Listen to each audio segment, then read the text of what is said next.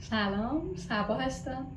توی جلسه پیش انقدر خوشحال سلام کرده بودم که گفتم این جلسه حواسم باشه. همونطور که گفته بودیم توی این جلسه قرار راجع به گام صحبت بکنیم. ما گفتیم که الفبای موسیقی از 7 تا اسم نوت تشکیل شده: دو ره می فا صل لا سی، و نوت هشتم تکرار نوت اول هست، یعنی دوباره میرسیم به دو. دو ره می فا صل لا سی دو. حالا این نوت هشتم که تکرار نوت اولمون هست، از هر نوت دیگه هم که شروع بکنیم همین الگو رو طی می‌کنیم. مثلا از نوت لا شروع کنیم: لا سی دو ره می فا صل لا، یا از نوت فا شروع کنیم: فا صل لا سی دو ره می فا. یعنی هر نوتی رو که شروع بکنیم پایان اون توالی باز میرسه به تکرار نوت اولش. اگه دقت کوچیکی هم کرده باشین، فاصله نوت اول این الگوهایی که ما میگیم تا نوت هشتم یک فاصله اکتاوه که ما جلسه پیش راجع به فاصله هشتمی همون اکتاو صحبت کردیم. مفهوم گام همینی میشه که من گفتم، یعنی یک سری نوت پشت سر هم بیان طبق یک الگوی منظم و فواصل منظم و حساب شده‌ای که برای ما تعیین شده، و از نوت اولمون برسیم به نوت همنامش که یک فاصله هشتمی اکتاو رو نسبت به اون داره. حالا فرقی نمیکنه که این فاصله هشتمی اکتاو بالا رونده باشه، مثلا از نوت فا پایین به نوت فا بالا برسیم، یا بالعکس جهتش پایین رونده باشه، از نوت فا بالا به نوت فا پایین برسیم. به هر حال یک فاصله هشتمی طی شده، یک فاصله اکتاوی طی شده که از یک نوت به نوت همنام خودش رسیدیم. پس این شد مفهوم گام. یعنی به طور مثال اگر به ما گفتن گام سل، میفهمیم که یعنی سل لا سی دو ره می فا صل. ما چندین مدل گام داریم که حالا مثلا توسط آهنگسازی ابداع شده یا از فرهنگ یه منطقه‌ای بر اومده، ولی اصول و مبنای موسیقی کلاسیک بر پایه گام دیاتونیک ریخته شده. با مفهوم دیاتونیک توی جلسه پیش آشنا شدیم. وقتی که داشتیم راجع به نیم پرده صحبت می‌کردیم، گفتیم نیم پرده‌های دیاتونیک یا کروماتیک، انواعش رو گفتیم. حالا ما اینجا داریم میگیم گام‌های دیاتونیک. گام دیاتونیک در واقع به گامی گفته میشه که پرده‌ها و نیم پرده‌های این گام تماماً بین نوت‌های غیر همنام قرار می‌گیرن. یعنی اگر شما گام دو رو در نظر بگیرید، دو ره می فا صل لا سی دو، هیچ نوتی شبیه نوت بعدیش نیست. دو تا ره تا می تا فا، هیچ کدوم همنام نیستن. اگر به این دیگه هم دقت کرده باشین، اسم گام از نوت اول اون توالی ما گرفته میشه. یعنی وقتی میگیم گام ره، یعنی شروعمون با نوت ره هست و اتماممون هم با نوت ره هست. گام می شروع با نوت می، اتمام با نوت می. پس اسم گام از اولین اسم نوت ما گرفته میشه، در واقع همون آخری که نوت هشتم هست، چون همنامه. حالا گام دیاتونیک میاد به دو دسته تقسیم میشه: گام‌های ماژور و گام‌های مینور. اون چیزی که تفاوت ایجاد میکنه بین این دوتا مدل که به طور مثال ما بگیم این گام ماژوره این گام مینور هست، فواصل پرده و نیم پرده‌ای هست که بین نوت‌های گام ما قرار میگیره. یعنی ترتیب پرده و نیم پرده ها متفاوت میشه که حالا من در ادامه براتون توضیح میدم. گام‌های ماژور ترتیب قرارگیری پرده ها و نیم پرده هاشون به این شکله: پرده پرده نیم پرده، پرده پرده پرده نیم پرده. حالا بیایم تو همین گام دو ماژور با هم چک کنیم. دو تا ره، یک پرده، ره تا می، یک پرده، این هم دو تا پرده بود که اول گفتم. می تا فا نیم پرده، فا تا صل یک پرده، صل تا لا یک پرده، لا تا سی یک پرده و سی تا دو هم نیم پرده. همون دو تا پرده نیم پرده، سه تا پرده نیم پرده شد. و اصلا مبنای گام‌های ماژور رو گام دو ماژور قرار میدن. یعنی ما از گام دو ماژور متوجه میشیم به فواصل بین نوت‌ها توی حالت ماژور به چه صورته. حالا وقتی میگم گام دو ماژور مبنای ما قرار میگیره و ما طبق همین گام باید این الگو رو حفظ کنیم و بدونیم، یعنی چی؟ دقت کردید که وقتی ما نوت‌های گام دو ماژور رو شمردیم، هیچ کدوم از این نوت‌ها که بهش میگن درجه‌های گام، به هر کدوم از اسمهای نوت ما توی گام میگن درجه. یعنی مثلا نوت دو اول ما میشه درجه اول، ره میشه درجه دوم و به همین ترتیب تا درجه هشتم که دوباره میشه نوت دو. حالا اینو الان بذاریم کنار، گفتم بهتون بگم درجه رو. هیچ کدوم از این درجه های گام دو ماژور هیچ علامت سرکلی نگرفتن، در واقع هیچ علامت دیز و بمولی نگرفتن و تو حالت طبیعی خودشون بودن. حالا ما میایم تو حالت طبیعی گام دو ماژور اون فواصلی که بین نوت‌هاش هست رو الگو برداری میکنیم برای بقیه گام‌های ماژور. چون ما میتونیم گام فا ماژور داشته باشیم، گام ره ماژور داشته باشیم. مثلا گام فا ماژور، فا سول لا سی دو ره می فا، اینو که متوجه میشیم چون گفته گام فا از فا بعد به فا بعدی برسیم. حالا اونجایی که گفته ماژور ما میفهمیم بین نوت‌های گام فا باید فواصل به این شکل باشه: 2 تا پرده یه نیم پرده، 3 تا پرده یه نیم پرده، اون چیزی که برداشت کردیم از گام دو ماژور طبیعیمون.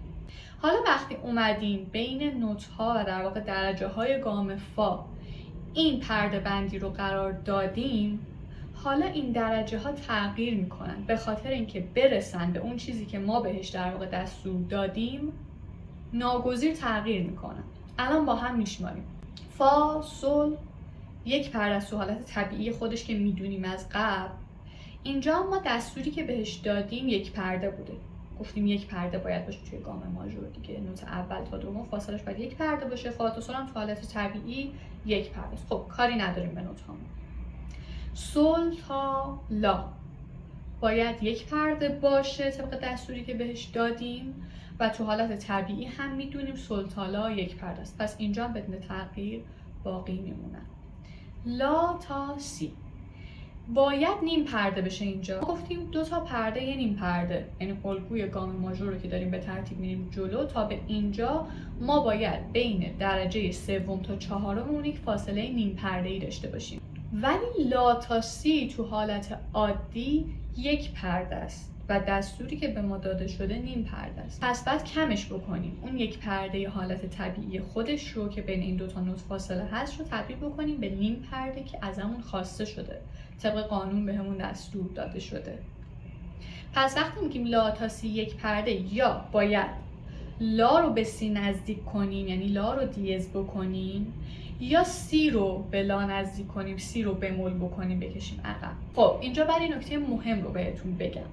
ما توی دادن علامت‌های سرکلید به نوت هامون، اگر مثلا 2 تا نوت داشته باشیم، همیشه به نوت بعدی علامت رو میدیم. یعنی اینجا بین لا و سی نمیایم به لا علامت بدیم که حالا بگیم لا دیز، میایم به سی که نوت بعدیمون هست لا رو نگه میداریم، به سی که نوت بعدیمون هست علامت میدیم. و خب در حالت عادی چون یه پرده بوده و میخوایم نیم پرده بشه، سی رو باید بکشیم عقب، پس سی میشه بمول. پس فاصله لا تا سی بمول شد نیم پرده و منطبق شد با اون دستوری که به ما داده شده. حالا وقتی بخوایم بریم جلو بشماریم میگیم سی بمول تا 2، دیگه نمیگیم سی تا 2 چون سی رو بمول کردیم دیگه. تا به اینجای راه سی بمول شده، پس سی بمول تا 2. سی بمول تا 2 تو حالت عادی چون سی تا 2 نیم پرده است ولی سی بمول شده، یه نیم پرده دیگه از 2 فاصله گرفته، سی بمول تا 2 تو حالت عادی یک پرده است. دستوری هم که به ما داده شده یک پرده است. ما 2 تا پرده یه نیم پرده رو پشت سر گذاشتیم، رسیدیم به یک پرده کامل. سی بمول تا 2 هم یک پرده است. 2 تا ره تو حالت عادی یک پرده است، دستور ما هم یک پرده است، درست. ره تا می یک پرده است تو حالت عادی، دستور هم که ره تا می تو حالت عادی یک پرده است. الگویی هم که داریم و باید طبق اون عمل کنیم از همون یک پرده خواسته، منطبقه. و در نهایت می تا فا که تو حالت عادی نیم پرده است و الگویی هم که به ما داده شده نیم پرده از ما خواسته و مطابقت میکنه. پس ما توی گام فا ماژور یک سی بمول داریم، یعنی اگر بخوایم گام فا ماژور رو بنوازیم نمیزنیم فا سول لا سی دو ره می فا. اینجا یک فالشی به گوش ما میرسه. اگر بزنیم سی میزنیم فا سول لا سی بمول دو ره می فا، سیمون بمول میشه. و به همین ترتیب ما باید توی گام های دیگه ماژور عمل بکنیم، الگوی ماژورمون رو قرار بدیم و فواصل نوت ها در حالت طبیعیشون رو بدونیم چیه و بیایم مقایسه بکنیم با الگویی که به ما داده شده و مطابقتش بدیم تا بفهمیم اون گامی که ما داریم، اون گام ماژوری که ما داریم، درجات این گام به چه شکل در میان، علامتی میگیرن نمیگیرن، کدوم از درجاتش علامت میگیرن که ما بتونیم گام رو درست بنوازیم. برسیم به حالت دوم گام های دیاتونیک، گام های مینور. اگر ماژور رو درست و کامل متوجه شده باشید، مینور هم یادگیریش مثل همونه، فقط با این تفاوت که فواصل نوت‌هاش فرق میکنه که مثل ماژور نیست. همونطور که اول صحبتم گفتم چیزی که باعث تفاوت بین این دوتا حالت میشه فواصل بین نوت‌هاست. اینجا من رسیدم به همون نکته دیگه. 2 تا پرده، نیم پرده، 3 تا پرده، نیم پرده نیست فواصل درجات این گام‌های مینور ما. فواصل درجاتش چطوریه گام‌های مینور؟ 1 پرده، نیم پرده، 1 پرده، 1 پرده، نیم پرده، 1 پرده، 1 پرده. همونطور که گفتم که الگوی گام ماژور از گام دو گرفته شده، الگوی گام‌های مینور هم از گام لا گرفته شده. یعنی اگر شما بگین گام لا مینور، گام لا سی دو ره می فا سل لا، تکرار میکنیم نوت هشتم رو، و اگر این 1 و نیم 2 و نیم 2 رو بین درجات گام لا قرار بدیم، هیچ کدوم از این نوت ها و هیچ کدوم از این درجات در واقع هیچ علامت سرکلیدی نمیگیرن. حالا طبق همون چیزی که توی گام های ماژور یاد گرفتیم، ما گام های مینور مختلفی داریم و هر گام مینوری که داشته باشیم، به غیر از حالا لا که گفتیم حالت طبیعی مینورها هست و اون الگو اصلا از این گام گرفته شده، اون الگو و دستوری که داریم رو قرار میدیم، مینویسیم، در نظر میگیریم و فاصله طبیعی که بین نوت‌هامون هست رو مطابقت میدیم با اون چیزی که از ما خواسته شده. یه نکته رو اینجا بگم، مثلا شما وقتی توی علامت سرکلیدتون 2 تا دیز دارید، مثلا روی نوت‌های فا و دو، این به شما میگه این قطعه‌ای که قراره بنوازید باید هر جا نوت فا و دو دیدید اونها رو دیز بزنید. در واقع نمیاد توی هر میزان این تکرار رو انجام بده که نوت فا و دو دیزن. نمیاد براتون توی هر میزان بنویسه که نوت فا و دویی که قرار هست بنوازید باید دیز باشه. فقط توی علامت سرکلید به ما این رو میرسونه و دیگه ما میدونیم که به این شکل. حالا ممکنه که توی میزان‌هایی بر طبق حالا سلیقه آهنگساز فا یا دو یا جفتشون دیگه دیز نباشن، یعنی طبق اون چیزی که از اول به ما گفته شده آهنگساز نخواد به اون صورت پیش بره و اون نوت‌ها دیز نواخته بشن، میخواد بکار بشه. ما یه اصطلاح دیگه‌ای که داریم توی علائم سرکلید بکار هست که در واقع میاد اثر اون علامت‌های سرکلید روی نوت‌ها رو خنثی میکنه. یعنی وقتی ما گفتیم دو دیز و تو میزان بعدی دو بکار، یعنی دو رو دیگه دیز نمیزنیم، میایم توی حالت عادیش میزنیم. حالا در جای از این قطعه آهنگساز میخواد که دو بکار نواخته بشه یا فا بکار نواخته بشه. خب فقط میخواد تو اون میزان این اتفاق بیفته، میخواد در ادامه باز اون دوتا نوت دیز بشن، فقط تو یکی دو تا یا حالا چند تا از میزان ها میخواد این اتفاق بیفته. باید برامون مشخص کن توی اون میزان که علامت سرکلید دو یا مثلا فا یا جفتش تغییر کرده و اگر بخواد میزان بعدی هم تغییر کرده باقی بمونه، یعنی بکار باقی بمونه، باید باز هم تکرار بکنه. اینجا تکرار ضروریه. به محض اینکه تو میزان بعدی تکرار نکنه اون علامت رو، مثلا دیگه ننویسه دو بکار و هیچ علامتی برای اون نوت قرار نده، ما میفهمیم دو و فا برگشتن به حالت دیز خودشون که از اول به ما گفته بود. از شرط تغییر علامت‌های نوت‌های ما در حالت موقت، چون توی حالت کلی ما مثلا گفتیم که توی این حالت فا و دو دیزن دیگه، اگر بخواد موقت تغییر داده بشه باید توی هر میزان، حتی اگر بخواد 10 تا میزان اتفاق بیفته، باید هر 10 تا میزان رو برای ما علامتش رو بذارن. اگر نذارن یعنی که ما باید به طور مثال فا و دو رو به همون حالت دیزی که از اول ازمون خواسته بزنیم. برسیم به یه مبحث جالب.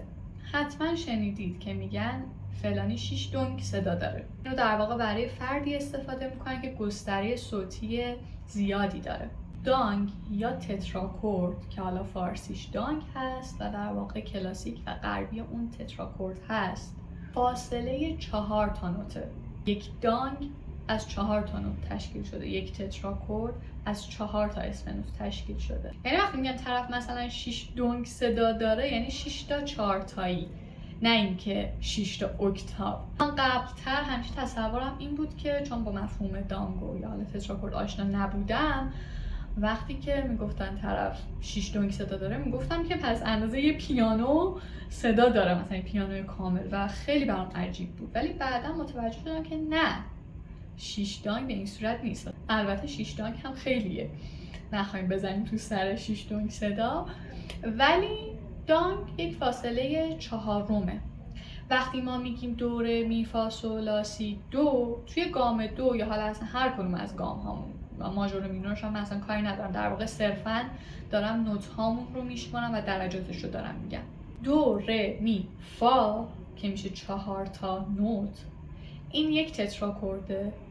سول لا سی دو هم یه تتراکورده، اون میشه تتراکورد اولمون توی این گام، اون میشه تتراکورد دوم.